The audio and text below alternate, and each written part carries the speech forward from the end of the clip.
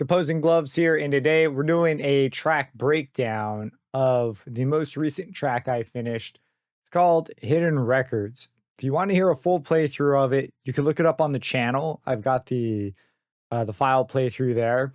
But I want to just go through each element, show you the libraries that are used. There are quite a few of them, and the layering techniques used to get the results that I did. I think it came out pretty good for a spy type track.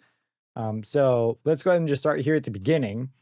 The first thing I wanted was some sort of an intro. You notice that I have a start marker that's not the actual beginning. And I do this because I want some area at the start that I might use for something else. And I had this whole idea I was going to do, and I just never did. But it's pretty easy. You just add a marker, and then if you right click it, you can actually set a marker to be the start, and that will be the start of the piece. And you'll see the timer aligns. And this is really nice if you have like pickup notes. So the grid actually can keep the grid the way it is. And you'll see this a couple times. Like there's this 4-4 here, and there's another one over here. And this is because I was messing with things like meter, and it's pretty handy because if you just set a time signature, it resets the grid. So you can have, a wonky one, or maybe you did something that took an extra measure, but you still want measures in groups of 4. This is a way of setting up the grid so it still lines up with what you want, even if you have like a measure that's a fill. So that's why you see these random markers. The intro itself starts off with this sound effect, which is just some sound effect I found in my library, and then a timpani and a bass drum roll. Yeah, it's those things. So this I actually found using Rando. So I had Rando for a number of these things. This whole track initially was going to be like more of a funk style track. And obviously I did a really hard turn and completely ditched it. It was all going to be like sampled drums, like synthetic drums and stuff like that. Instead, I pulled a really hard turn and picked the tempo way up, because I wrote this for a class and it had to be a certain speed, and I realized the speed I was going was just not it. And so I changed it. I also was writing this with the influences of Mission Impossible, the James Bond theme, and The Incredibles were the 3 references given. So it's largely influenced off those. So this was found using a plugin called Rando, which I don't even know where the heck it is in this thing up here. Oh, it's here at the top. And I like to just have one of these hanging around. I just type in what I want and go searching for it. I think I typed in risers. You give it the locations you want it to look, and it will just randomly populate samples. And I found that and pulled it on, and that's how I wound up with this. So it's really, really nice for browsing samples and looking through all your stuff without having to dig through all the folders. And I really like it as a thing. Usually there's one of these sitting somewhere in a session. It's actually not there to be sequenced with, although you can do that. It's there just because I like browsing with it more than the browser, which is kind of bad when you consider the browser's called the browser. So anyways, yeah, that's going on here. The timpani part is this one. These are LA Drama Drum patches. And it's just a roll. We take a look here at it. It's just a roll. And then there is a CC that brings that roll up on the timpani. It's just CC1. And then on the bass drum, it is also an LA Drama Drums patch right here. And it has the same deal. Wow, looking at this on a 4K, I just got a 4K screen. This looks way worse on a 4K screen. That's crazy to me, the quality of the image there. I didn't think I'd notice that. And that also has a roll. And these could just sound really, really cool. So like if we were to add these together, and then a hit. That's what's going on there. And then that crazy riser sound effect. Yep. And then that comes into the intro. So the intro, I wanted some sort of a really big bombastic thing. I kind of like The Incredibles. They have a lot of things where they just jump from thing to thing to thing to thing. And there's so much brass. And there's so much brass in the James Bond theme as well. So I started off with sort of my go-to library which is the Spitfire Symphonic Brass. Wow, this one too. I think is going to be a recurring theme. Maybe just Kontakt. I don't know. But anyways, I started off with the Spitfire Symphonic Brass and got this up and rolling. And so this was the initial patch that I had. Trumpets.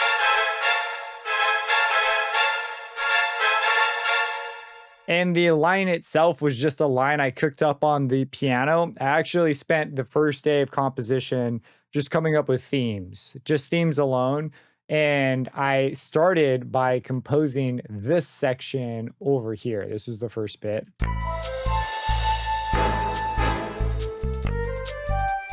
And so you can see here, there's less brass because I made this section first and that first theme, do, do, do, do. So we'll get to that here in a second. But yeah, I came up with this da, da, da, da, da, da, and I thought that sounded pretty cool. I wanted the really bright forward sound of the trumpet, so I put that down. And then there's this really cool shake stuff. So if we have just this, it's just the staccatos the whole way through. There's no key switches. It's just staccato. And then if we come over to the swing trumpets, they have the same thing. The swing trumpets have a special power. They have these falls, shakes, and longs that are based on the mod wheel position, and they also have velocity sensitivity for the type of note they play. But these shakes, man, they sound so good. So I went with trumpet section high, and you'll actually find out of the brass libraries, many brass libraries actually don't go as high as this one does. The symphonic brass, the Spitfire one actually does. And so that worked out really, really well, but some of them don't. And it can be quite frustrating. Most of the libraries didn't. It's actually kind of rare to have trumpets sampled as high as they were. But over here, if we take a look at the CC, you'll see this dynamic X fade. That is the controller for what kind of thing it's going to do when the velocity is high. And in this case, I have it straight down the middle, which is a shake, which is that crazy sound.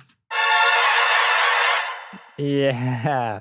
And so with that in place, this one just plays a staccato.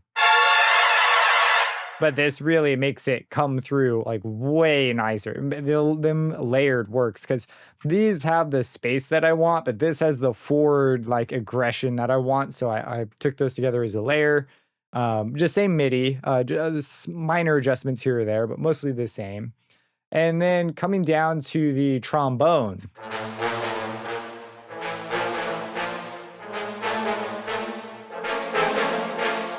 Yeah, so it's playing some staccatos as well.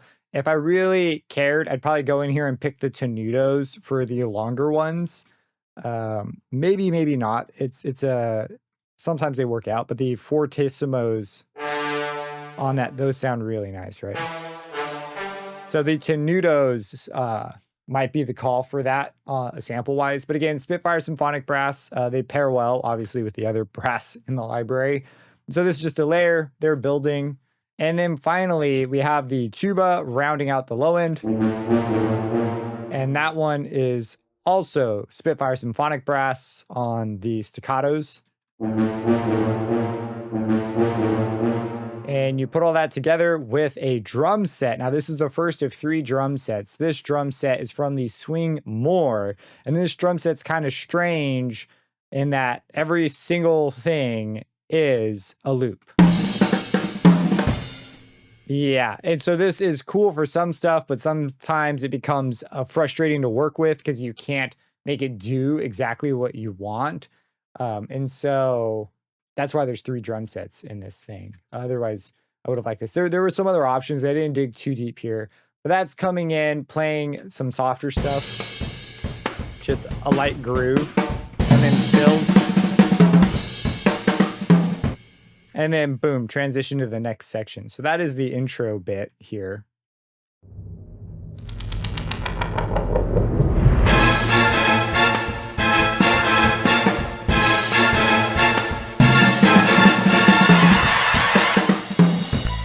And you'll see some light like stereo moves mix-wise and some Maximuses coming in and out. These are to change the brightness of the trumpets, generally to really make them quite a bit louder. And then some balance moves, like we have a bit of a crescendo here that I just sort of put on with a fader, in addition to what the drums are already doing. Then that brings us over to the first of three bigger themes. So the flute carries this theme in spy music. The flute's just everywhere. Bongos too. I didn't add bongos, but bongos were also popular. This flute is from the Spitfire Studio Woodwinds Professional, and it's just playing the legato patch, and that's pretty much it. There is some panning later on for like trills and stuff, but it's got a pretty common theme with spy music is you have some sort of a downward figure that is somewhat chromatic in nature. This one isn't. I wound up changing it later on down the line.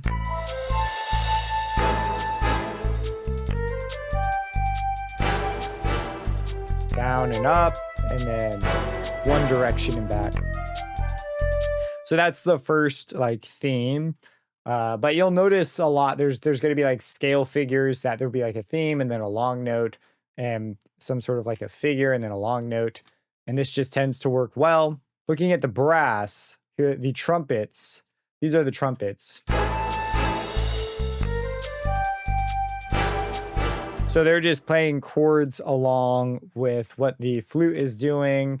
I spent a while picking these chords and just finding them. These were played out on the piano, and I sat down and wrote them out. They are quite crunchy and not like straight up triads. They are fancier than that. The tuba playing down the bass again. Yeah. So this is all symphonic brass, which gives it a nice mellow quality to it. And then there is this hi-hat loop that's doing some grooves. You'll hear this quite a bit throughout the track. And the groove has been brought up. So you have to be aware of this too. And in some channels, I actually go into the back end and I automate the, there's a setting in here for the groove, how much it is influenced by swing. Here it is. So there's swing. You can automate this so that this channel could play straight while the rest is playing groove, because this is a global control. So if you move this, everything's going to be affected by that. And you have to be aware of that. So like on some instruments, I occasionally bring that off. That's playing, flute's playing. There is a counter melody in the strings that plays. And this string library is the Afflatus Christmas Strings Legato. The range is I didn't look through all the patches. The range here is pretty small. I kind of wanted a bigger range, but whatever. So this is the patch I wound up going with. And it sounds really nice. Legato is super smooth, really pretty, very beautiful. And then there is another LA Drama Drums playing a bell chime, which you may have not heard at all. I brought it way back in the mix. When it's not there, I miss it. So that's why it's there. And then there's a suspended cymbal, also LA Drama Drums. And it's just playing that. With these, you really have to time them all out. Look at that. Yeah, that's the suspended cymbal. As part of the playback, whenever you hit play, it's gonna start playing, which sometimes gets annoying, but it is what it is. And then finally, there is a bass guitar down here, and it comes in once or twice throughout the track. This time I went with the session bassist iconic bass and chose the muted in fret position 2. And that sounds like.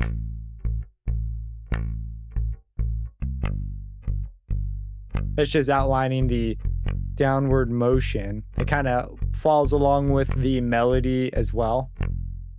And then, we end this first section. And these are, by the way, are responses during these long notes. There's a response in the strings.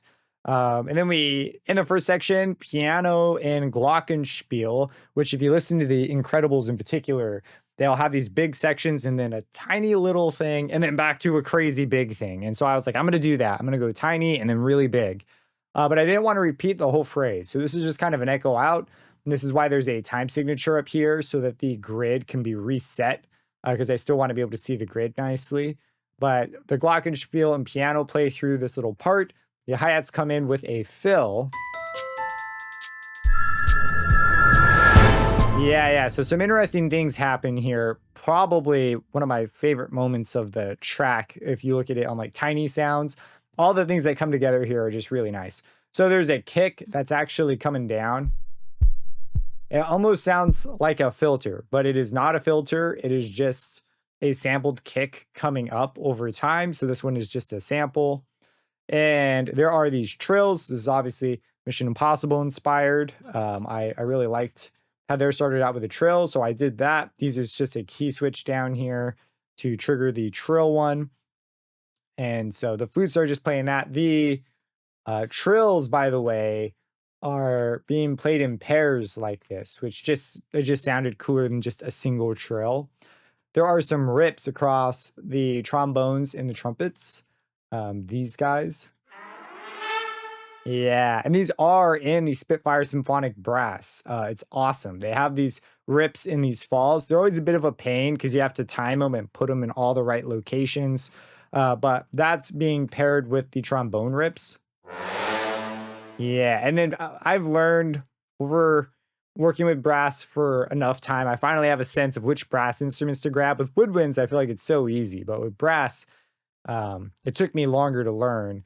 The trombones, though, they have that super bright, forward, gigantic brass sound, like the tenor trombones, bass trombones, man. And then the trumpets are this like high piercing portion of it that you bring in for certain qualities. But when you're looking for that big bombastic thing coming forward, got to have trombones. So trombones A6 patch coming in, they just provide a huge amount of energy. And then there is this layer patch, which is a Symphobia patch. And the sustain on this thing is just crazy. This is going to become part of a counter theme with these strings again. So the strings are going to come in, they're going to play this theme. It sounds like this. Let's go ahead and hear it progress through the rips, but you'll hear all these things. There's another, by the way, rise on the timpani and bass drum. This time they're on the same track. I should separate them out. I forgot to do that while I was writing it, but here's what it sounds like.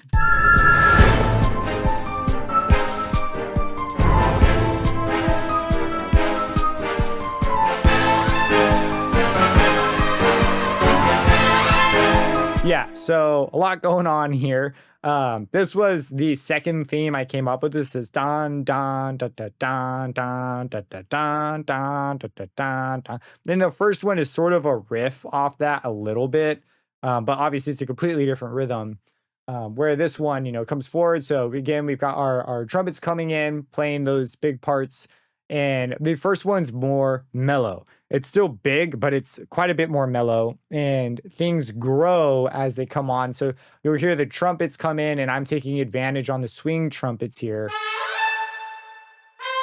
Shakes, rips. Yeah. This second rip, I spent so long on it, and it's just hard to get it to line up good because they change every time. There's like round robins and stuff. Like,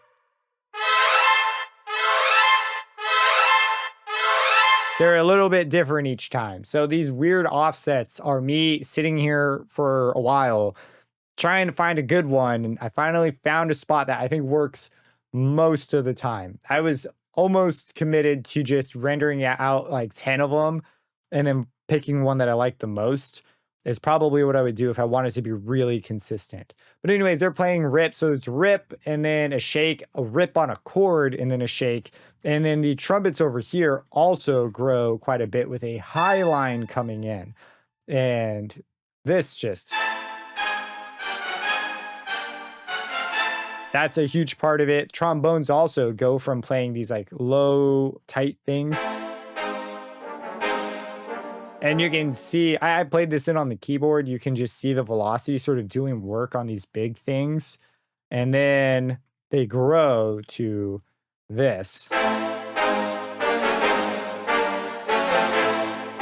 And you can see the velocity change here. And then finally, we have these like counter melodies. So originally, this was just the strings, this bit here.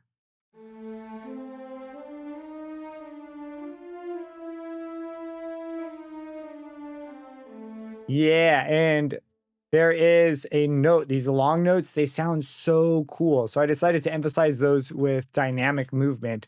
So this is the CC1, just the mod wheel.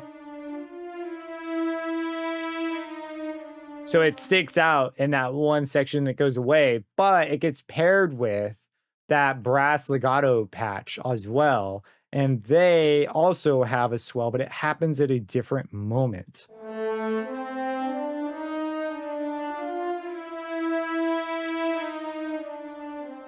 Yeah.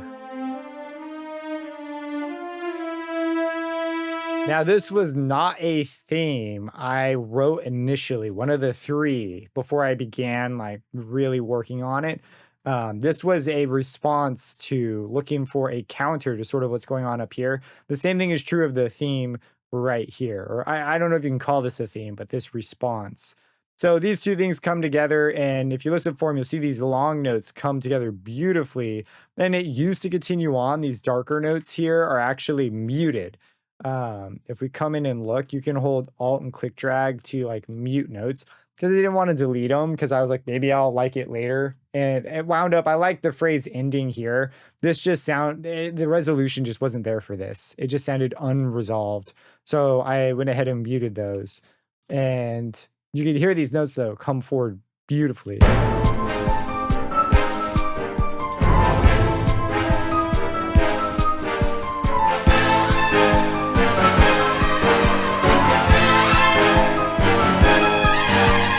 Yeah, and then I let the handoff with the trumpets. I thought about putting more here.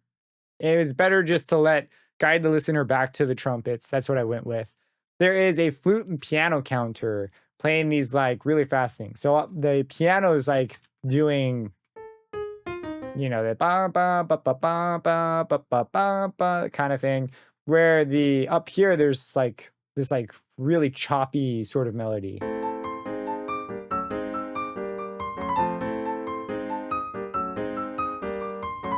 Yeah, yeah, yeah. So really fun, played it in, and I doubled that on the flute staccato patch. And I don't think I've shown you what I'm using for the piano. The piano is the Grandeur. I really like the Grandeur and the Giant. Those are like my 2 favorites. There's a lot of amazing piano libraries though. I knew the Grandeur was gonna have sort of that texture that I wanted. So I went with that one. And then there are some big timpani hits and bass drum hits. And these have mod wheel stuff going on. Here's with the bass drum. So the same patches. So a roll there. And then a cymbal hit again, also LA Drama drums. Wow, so exciting. So anyways, that's what's going on there. That's pretty much this section. There is a drum set loop going on as well. Underneath everything, paired with this. So I do change up the rhythm and the time, and I give it a constant pulse through here with a sampled kick. This is the one that comes in slowly, like do do do do kind of deal, and then a bigger kick to emphasize that first beat. And so with all these things together,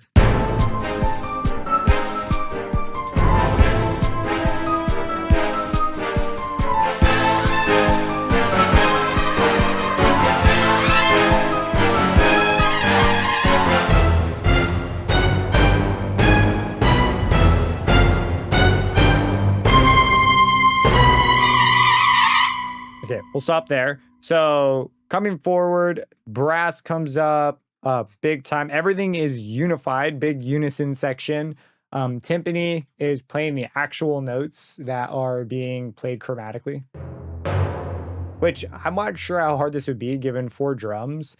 You'd have to be pretty skilled, I think, or have just more drums on hand in order to make the changes this fast on a timpani. Maybe 2 people. But yeah, so the timpani is playing a part that might not be super practical realistically. Bass drum is just echoing it with hits. So these notes are like meaningless. All they are just various. They're just different samples. And I just wanted different ones. I didn't want it to hit the same thing over and over. Although there are round robins, and the velocity sensitivity is just downright phenomenal on the LA Drama drums. So, I went with those. There are some big flutters and things here, but the fermato was especially tricky. So if you automate tempo in FL Studio, or I should say ritardando fermata, I think you would put a fermato with like a caesura at the end of it or something. But if you automate tempo, it actually will only let you go down to 60 normally. So you actually have to type the value and then come in and change it. I think there's a way. I forgot how I had to do it, but you have to tell it you want to go lower because some of these tempo values are absurdly low, like 35. I think it bottoms out at 10 beats a minute. And so these long notes, as we rise up here. So if you do just a straight library, it just does not sound as good. It's like whatever. Oh, we have a key switch here. These I often color my key switch notes so they're easy to see from the pattern view. So you see how they kind of go. Let's bring in the so we have like some flutter going on here. So flutter and then just a straight note. These swing trumpets play their shake on the second one and not on the first one. Yeah. And I also added in this trumpet line here. And these trumpets are playing trills. Oh yeah, we got to add in our thing here. And they appear for just this one little bit, and they are here to smooth these notes out with these trumpets. So this is the Affiliatus Chapter 2 brass library. Incredible library. And when you put that in with the shakes going on up here, this just helps those longer textures sound a little more, I don't know, interesting, not so strange, because it's really high. So sample wise, it's just kind of a really piercing sound. This helps smooth things out. Yeah, it's kind of amazing what it can do there. And then we have the trombone coming up. Trombone's just playing, nothing all that shocking here, just sort of supporting layers. Same thing with the tuba. And then piano. And oh, there's a bass. I forgot to mention the bass. I add a bass here. It sounds like this. Just for that texture, that nice bass bowed sound. This is, I believe it is the Spitfire Studio Strings. This is the spiccato patch. And that's what it is. Or this is the articulation, whatever the basic one is. And I chose the spiccato for this. And this is another library that only appears in this one section and then you never hear it again. Same thing down here with the bass, also playing an upward moving line. And when you put all those things together, you get this big giant climax.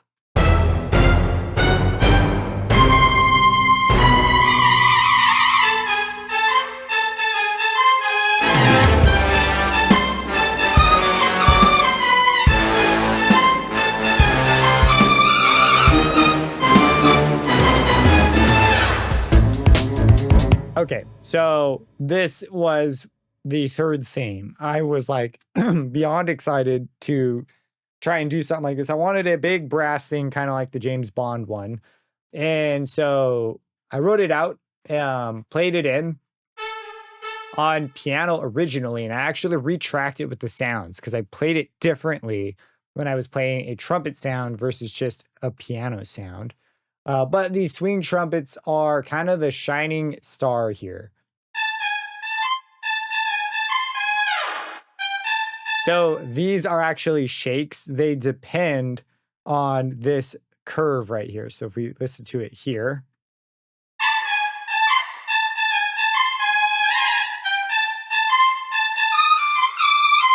Yeah, and there's some like little ghost notes going on. Yeah, so incredibly high, super high. When you combine it with the room tone, though, you get from the staccato patch on the Spitfire stuff.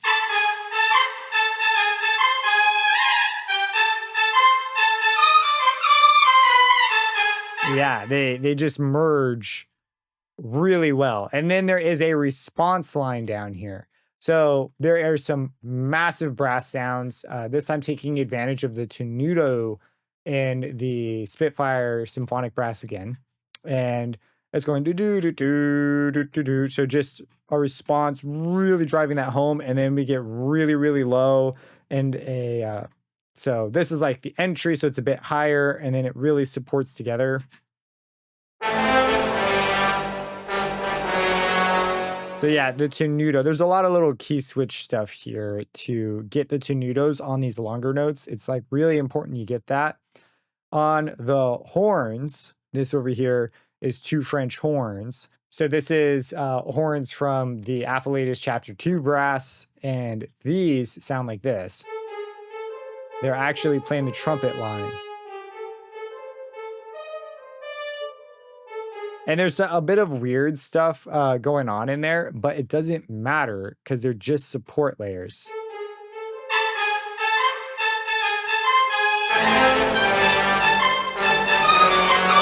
It is crazy to me how much this trombone patch can carry. It's crazy. You'll also see that I bring up a Maximus here, and I do this a bit on various patches. We find that channel. There's a Maximus pulling up the highs, and that's it. It's just to brighten it up. Another one for highs, mids, and lows.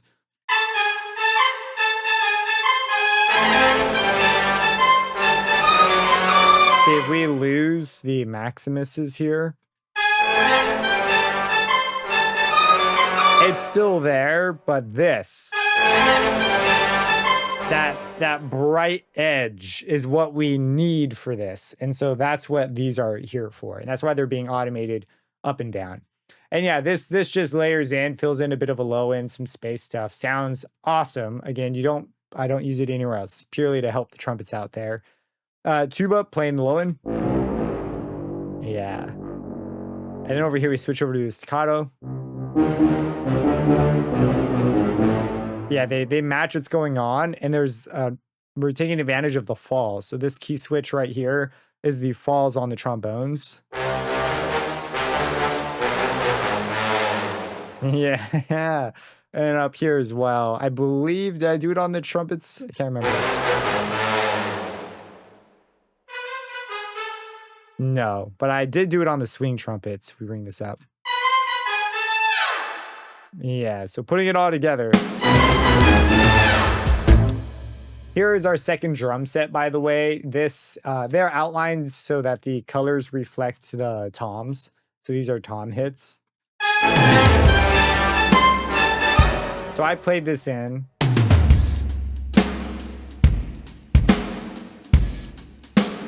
And I know it feels a little bit backwards and off, but in context, it just works. I tried going straight with it and having it be like a steady thing. It's not as good. It just isn't as good. I don't know. It's weird. It's like 2 on the grid. It needs the back and forth thing so the trumpets can swing the way they do. The patch itself is this one. I actually came into the mixer here to pump up the snare and the kick because it was just a bit soft what they offered you. I went with the jazz preset for the mixer. I tried a bunch of them. Jazz one sounded the best. This is the stadium full kit for the studio drummer. So if you have complete, you should have this one. And that's the drums. So that's really it. It's just a major theme, a response to it, like a supporting response, and then a drum thing that just responds to that as well, with 2 fills on the in and the out.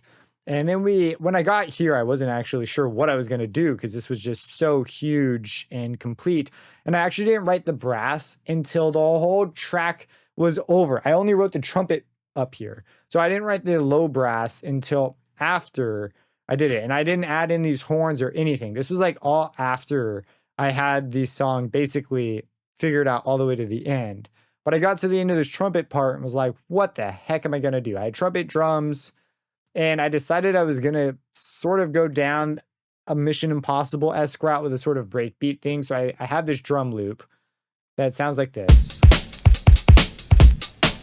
And I went ahead and chopped it up, had it come in 4 times, a new hat loop. or the same hat loop, I guess. It's not a new hat loop. That comes in, and I wrote out this piano part. Now, this piano part I originally played way different on the keyboard. I was playing it and I knew I wanted these bass notes to hit this way. Like I could play the bass notes, and I was doing it with the other hand. So I knew I could play that in, but I couldn't get it quite like it. So I played it slower, and then I took it. You in FL Studio, you can grab notes. So if you grab these, and you can do this and move them faster. And so I eventually worked it out to get it how I wanted it to be. And I came up with this line, and I was actually really conflicted because this was so different than the big brass I was doing, and it was different than The Incredibles, and it was different than the James Bond thing, but I decided that I thought this was gonna work. So I stuck with it, kind of like a scene change happened. The brief I was given is like villains were breaking in. So that's playing that piano part. And then I wanted the drum loop to have some variation in it. And the way I did that was I actually faded out on every single one, and I have this second loop, and it fills in at the end of these kind of like their own fills, so that it changes a little bit every time. I chopped it up, and sometimes it's the first half of the loop, sometimes it's the second half. I paired this with a string section. This string section, by the way, is one of my favorites. Session Strings Pro. Had this for ages. I love the articulator performer patch thing in here, where like you can just hit it and it starts playing a sequence. But the staccato sounds great. They also have these awesome scoops and things in here that I'll use later. These gliss, slow down, slow up. But the staccato, it's fantastic. I absolutely love this library, even though it's a bit older. So that is doubling down, especially on the low end. It's also nice to just have all the strings in one patch.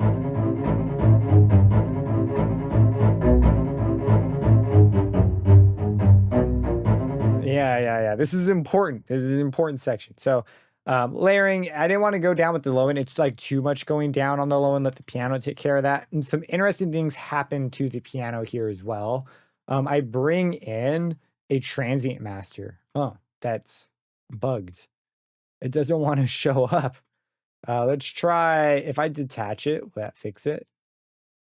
Whatever. I have a transient master. Oh, there it is. Oh, it's struggling with the screen. Whatever. I'll deal with this later. But essentially, attack boosted, sustain cut. So the piano is way choppier than it was before.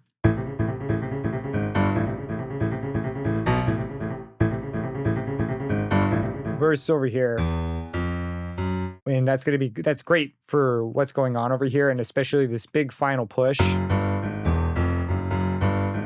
So just a little bit more emphasis on the attack. And over here we have the, what I call the creeps. They are the chords playing through, and each one of the brass sections has one. We're back to just the symphonic brass. They've been panned differently. The panning I did at the very end. But they basically just creep up and down through a chord.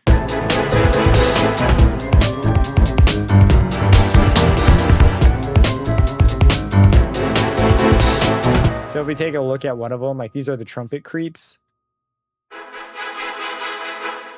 Yeah, and then what's nice is if you'd use the cymbals, they show up next to where you are, making it a bit easier to figure out where you're at pattern-wise. You can see them coming up and down. Some of these things you have to be really careful with the softer ones because they just like don't play or are completely buried. So you gotta like listen with how it's gonna sit with everything to get them to be just right. But each section is doing that. I just gave them all the notes and picked a range that I hoped worked well for that instrument. And then tuba is also doing that. And so this is sort of doing its own crazy thing. The piano is doing it. The string section is doing it. And the flute recaps theme one. So we go back to theme one with a glockenspiel this time. This glockenspiel, by the way, is LA Drama Drums. Shocker. I thought about using my own glockenspiel, but I already used so much of this that I was like, I just grab another thing from it. Incredible library. Again. It's in a lot of my stuff. If I need a percussion thing, I'm usually going there. And then finally, I got to this like end of the section where dun dun, and then I had this da da da da da da. and then there was nothing. Like, I just played it, and I decided I wanted to use that phrase as a phrase to have everything build up. So the tuba joins it first, actually. It ditches the final creep in favor of this low line. And then the trombones come in. And then the trumpets. Now, the trumpets actually come in very softly, like super softly. And then they get louder, octave up. Yeah. And so that's what's going on. So, like, everything comes in, they get octaves, they go a little bit crazier, and it really works. There's a bass guitar patch down here that almost goes unnoticed. But it does, like, if you have low end, if you have speakers that have that, when it's not there, you can hear it's missing.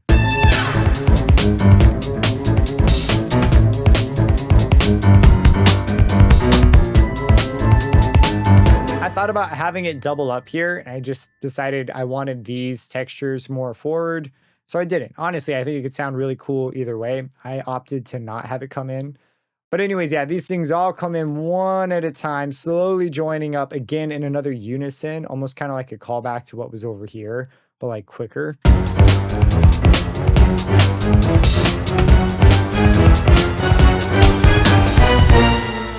The strings in particular, oh my gosh, do they get massive, because they come in and they add several octaves to what they're doing.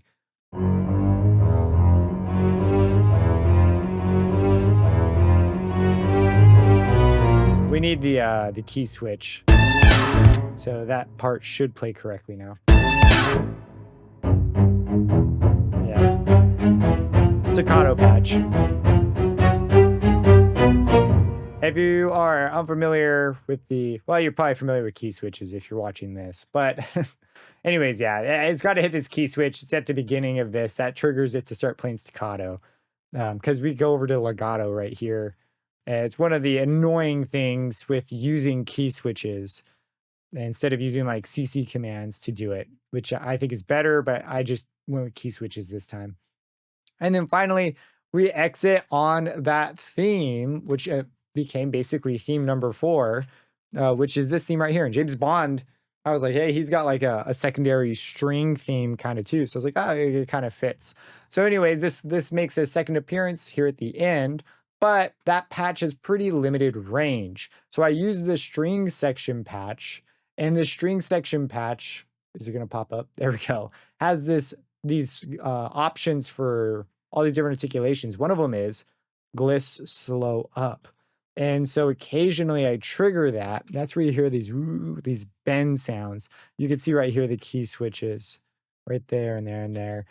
So you'll hear it come in.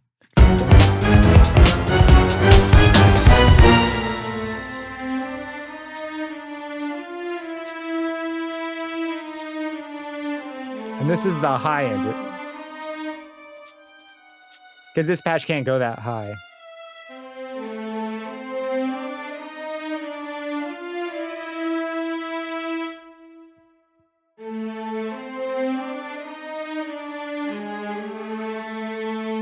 Yeah, so pairing the two just worked fantastic, and that's pretty much the track. There was a bunch of like little mixing decisions, panning, things like that, but I actually didn't do too much crazy stuff with it. On the output, there is a L2 that's pushing it up 1 dB. I could probably crush this a bit more. It's always harder when you have like an orchestral thing. It's not like EDM where you can just punish it and it'll work out. You have to be a little bit more careful because some sounds especially do not like being squashed this hard. So it does have, let me just show you how hard I'm pushing it. Like probably the big theme.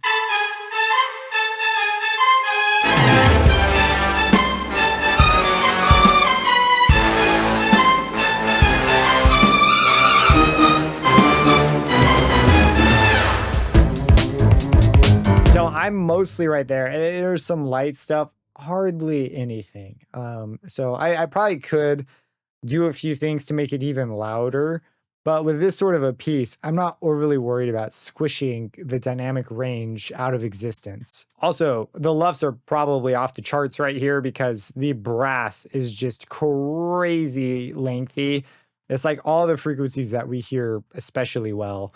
So the LUFs are going to be just insane right there. But that's the track. Really fun track. Took about 4 days. The thing in here says it took 31 hours or something like that. It says 32 now because I've had it open. But I did leave it open once or twice, but not for very long. So this number isn't too far off. It kind of blows my mind I spent this long working on it. But yeah, it's for this class, this like Master of Music Technology. For some reason, we're composing. I don't know why. It has the class is called Audio Recording too. It has nothing to do with anything that the class should be about, but for some reason we're writing tunes. So I wrote this, had a blast, and that's pretty much it. If you have any questions, let me know. Subscribe and hit that bell icon for future videos, and have a blessed day.